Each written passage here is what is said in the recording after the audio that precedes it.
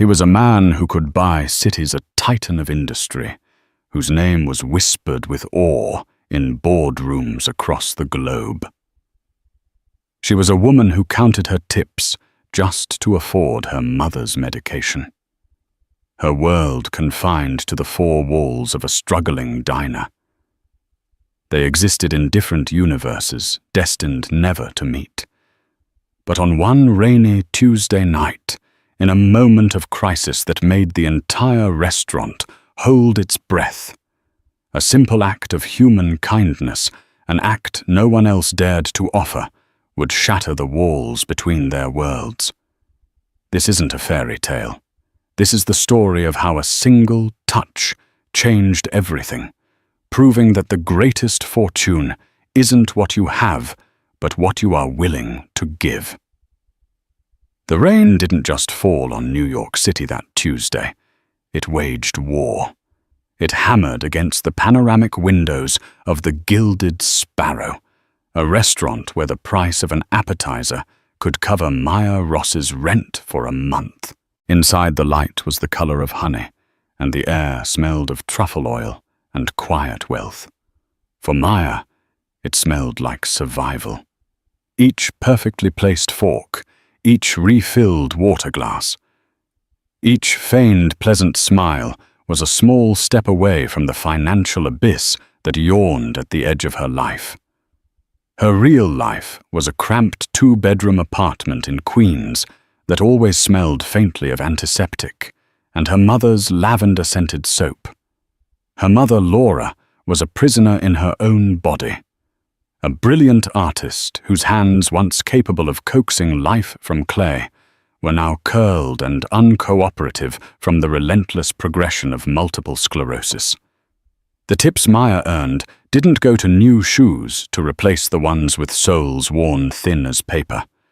They went to co-pays, experimental treatments, and the crushing weight of pharmacy bills.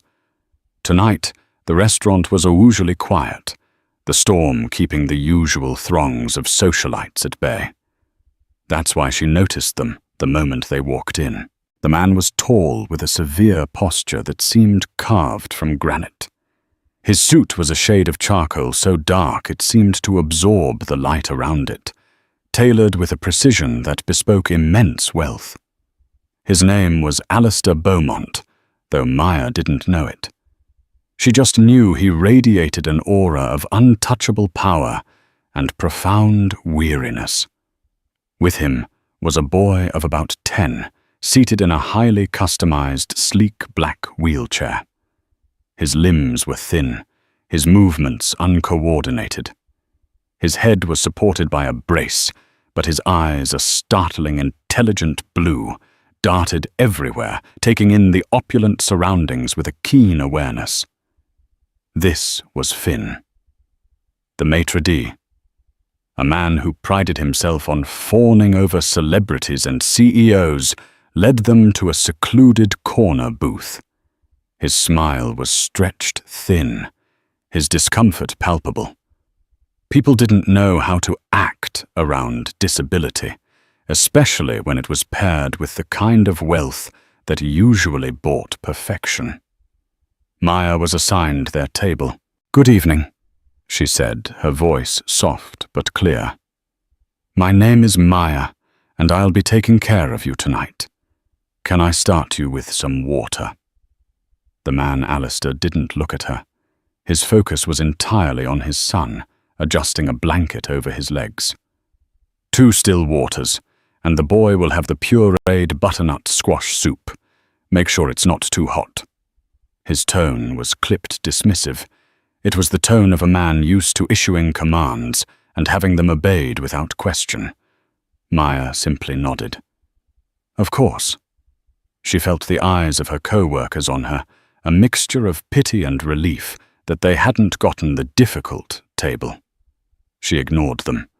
She saw the boy Finn trying to communicate something with his father, his hands twitching in a frustrated attempt to form a sign. Alistair seemed to understand, leaning in to listen to the soft, breathy sounds the boy made. As Maya served their soup, she made a point to speak to both of them. "Here is your butternut squash soup, Finn," she said, placing the bowl carefully in front of him. "I hope you enjoy it." For the first time, the boy's vivid blue eyes locked onto hers. A small, crooked smile touched his lips. It was a fleeting, beautiful thing. Alistair's head snapped up his gaze, sharp and analytical, as if he were surprised she had addressed his son directly. He said nothing, but a flicker of something unreadable passed through his cold grey eyes. The meal progressed in near silence, punctuated only by the clink of Alistair's silverware and the distant rumble of thunder. Then it happened. A waiter carrying a large tray of desserts stumbled near their table. He didn't fall, but a silver dome clattered loudly onto the marble floor. The metallic crash was like a gunshot in the hushed room. Finn's reaction was instantaneous and violent. His body went rigid. A loud, distressed cry tore from his throat, raw and full of panic. His arms flailed, knocking his water glass over. The sound, the sudden chaos, it was too much for his overstimulated senses. He began to keen a high, piercing sound of pure terror and overload. A hush fell over the restaurant. Diners turned to stare, their expressions ranging from annoyance to morbid curiosity. A woman at a nearby table audibly sighed and muttered to her companion, "You'd think they could afford a private nurse." Alistair's face became a mask of controlled fury and deep, agonizing shame. He moved to soothe his son, his movements stiff and practiced. "It's all right, Finn. Shh, it's just a noise. We're okay." But his own tension was making it worse. Finn's cries only grew louder, his small body trembling uncontrollably. The maitre d' started toward the table, a look of placating horror on his face, ready to politely ask them to leave. Maya's manager shot her a frantic look that clearly meant, "Get them out of here now." But Maya didn't see a problem to be managed. She saw a terrified little boy. Ignoring the stares and the silent orders from her boss, she moved to the table. She didn't reach for Finn. Instead, she knelt down so she was at his eye level, entering his world, instead of trying to pull him into hers. "Hey, Finn," she said, her voice a low, calming hum beneath his cries. "That was a really loud, nasty sound, wasn't it? It scared me, too." She didn't try to touch him yet. She held up her hands where he could see them. "My name is Maya. Can I show you something my mum taught me? It helps when the world gets too loud." Alistair had frozen his hand, hovering over his son's shoulder. He was watching her, his expression a mixture of suspicion and desperation. Finn's cries hitched his gaze, flickering toward her. "It's called finding your anchor." Maya continued, her voice impossibly serene amidst the tension. "You just need to hold on to something solid, like this." She gently took Finn's flailing hand. It was damp and cold. She didn't just hold it. She applied a firm, steady pressure, a technique she'd learned from one of her mother's occupational therapists. "Feel that. That's me. I'm right here. I'm not going anywhere." She then guided his other hand to the smooth, cool edge of the marble table. "And feel that that's the table. It's strong. It's not moving." She started to hum a simple, toneless melody, the same one she used when her mother's pain was at its worst. It was a low, resonant sound that seemed to vibrate through her hand into his. Finn's keening softened to a whimper. His breathing, which had been ragged and shallow, began to deepen. He was still trembling, but the violent rigidity was leaving his body. Slowly, instinctively, he leaned forward. His head came to rest against her shoulder, his small body surrendering to her calm. Maya didn't flinch. She simply wrapped one arm around his back, holding him with a gentle, solid strength. She wasn't a waitress anymore. She was a sanctuary. The entire restaurant was dead silent. Every eye was on this scene, the millionaire's distraught son being held not by his powerful father, but by a waitress in a cheap black uniform. The woman who had complained earlier now looked down at her plate in shame. From his position standing helplessly beside his son Alistair, Beaumont watched. He saw the way she held Finn, not with pity, but with a profound, unassuming competence. He saw the way his son, who recoiled from the touch of most strangers, melted into her embrace.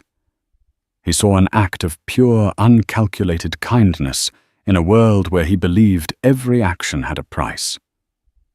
For the first time in a decade, the armor around Alistair Beaumont's heart cracked.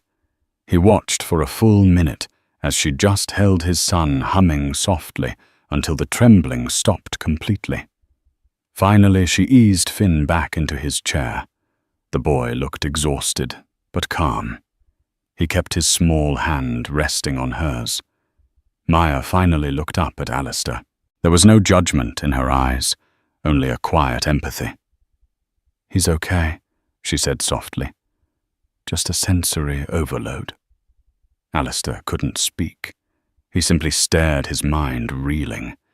He was a man who commanded legions of employees, who moved markets with a single phone call.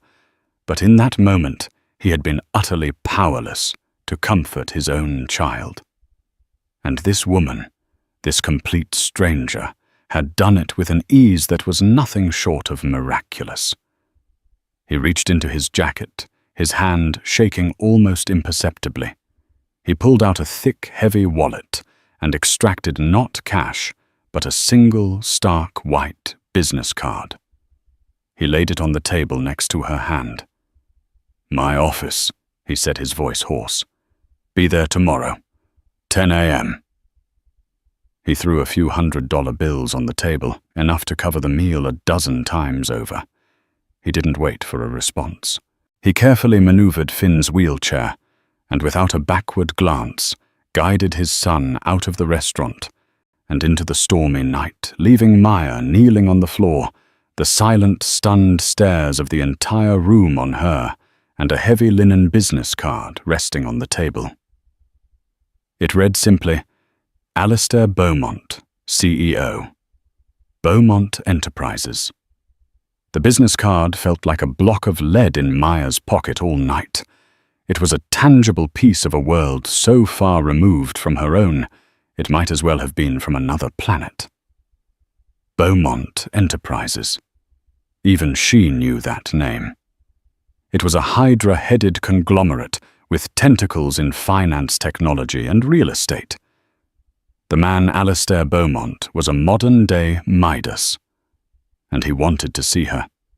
Her manager, a perpetually stressed man named Gerald, had cornered her the moment Beaumont left. He hadn't fired her as she'd expected. He'd seen the wad of cash on the table and the awe on the other patrons' faces. "Whatever you did, Ross," he'd hissed, "don't screw it up." Sleep was impossible. Maya sat at her mother's bedside, watching the slow, rhythmic rise and fall of her chest. Laura was asleep, her face peaceful for once, free from the pain that was her constant companion. The sight strengthened Maya's resolve. Fear was a luxury she couldn't afford. Desperation was a powerful motivator. What was the worst that could happen? He could yell at her, fire her from a job she already hated. She had to go. The next morning, she chose her best and only interview outfit, a pair of black slacks that were slightly faded at the knees, and a simple white blouse she'd ironed 3 times. She stood in front of her cracked bedroom mirror and saw not a woman on her way to meet a billionaire, but a tired girl playing dress-up. Doubt gnawed at her. This was a mistake. He was probably going to reprimand her for overstepping, for embarrassing him. Beaumont Tower was not a building. It was a statement, a shard of obsidian and steel that pierced the Manhattan skyline. It was designed to intimidate, to make anyone who entered feel small and insignificant. It worked. The lobby was a cavern of gleaming marble and silent, imposing security guards. When Maya nervously gave her name to the receptionist, the woman's perfectly manicured fingers danced across a keyboard. "Ah yes, Miss Ross, Mr. Beaumont is expecting you. 88th floor." The elevator ride was a silent, stomach-lurching ascent. When the doors opened, it was to a world of hushed efficiency. People in impeccably tailored suits moved with quiet purpose. The air was different up here, thinner, smelling of money and ambition. A woman with a severe black bob and an expression of cool appraisal met her at the reception desk. "Miss Ross, I am Genevieve Dubois, Chief Operating Officer of Beaumont Enterprises. Mr. Beaumont is waiting." Her handshake was firm and brief, her eyes scanning Maya's simple attire, with a flicker of disdain so quick it was almost imperceptible. Genevieve led her down a long corridor, the plush carpet swallowing the sound of their footsteps. She paused outside a set of towering mahogany doors. "A word of advice," Genevieve said, her voice low and smooth as silk, but with an edge of steel. "Mr. Beaumont values efficiency and discretion. He is not a man who appreciates emotional displays." The unspoken message was clear. Whatever happened last night, it was an anomaly. Don't think it makes you special. Inside the office was larger than Maya's entire apartment. One entire wall was a window with a godlike view of the city below. Alistair Beaumont was not sitting behind his massive desk. He was standing by the window, looking down at the city, his back to her. Finn was there too, in his wheelchair, looking at a picture book on a tablet. "Mr. Beaumont," Genevieve announced. "Miss Ross is here." He turned. In the sharp morning light, he looked even more imposing than he had in the dim restaurant. The weariness was still there, etched into the lines around his eyes, but it was overshadowed by an intensity that was almost physical. "Leave us," he said to Genevieve. Her smile tightened for a fraction of a second, before she gave a curt nod and closed the doors behind her, leaving a palpable chill in her wake. For a long moment, Alistair just looked at Maya, his grey eyes inscrutable. Maya's heart hammered against her ribs. She felt her palms begin to sweat. "Miss Ross," he began, his voice a low rumble. "I don't believe in coincidence, nor do I believe in unwarranted sentimentality." He walked over to his desk, but didn't sit. He leaned against it, crossing his arms. "Last night my son was in distress. The staff of your establishment, and indeed its patrons, reacted with a predictable blend of fear and annoyance. You did not." He paused, his gaze unwavering. "You were not pitiful. You were not invasive. You were effective. You calmed him when I could not. That is a rare skill." Maya swallowed, finding her voice. "Your son was scared. I just